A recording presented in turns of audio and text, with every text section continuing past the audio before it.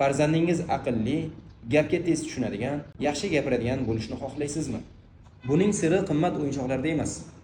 Bu ota-onaning e'tibori, muhabbati va kunlik odatlariga bog'liq. Ota-onalar uchun amaliy maslahatlar. Ko'proq muloqot qiling. Bolangizga har kuni oddiy so'zlar bilan tushuntiring. Bu nima?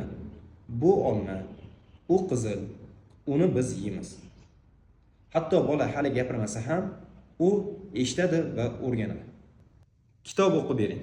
Rasmli, qisqa hikoyalarni har kuni birga o'qing. So'ng savol bering. Bu kim? Bu nima? Nima bo'ldi? Nima dedi? O'yinchoqlar orqali o'rgating. Lego kabi o'yinchoqlar faqat ko'ngilochar emas, balki mantiqiy fikrlash va aqliy o'sishga hissa qo'shadi. Jismoniy harakatni unutmang. To'p o'ynash, yugurish, sakrash bular bolani o'sishi va jismoniy rivojlanishni rag'batlantiradi. Bolangizga mehr ko'rsating. Mehr ko'rsatilgan va o'zini xavfsiz his qilgan bola tez o'sadi. Bag'ringizga bosishingiz va erkalashlaringiz bu eng samarali stimulyator. Ota-onalar esda tuting. Farzandingizga har kuni qilayotgan kichik e'tiboringiz bu katta natija beradi. Farzandingiz miyasi har kuni rivojlanmoqda.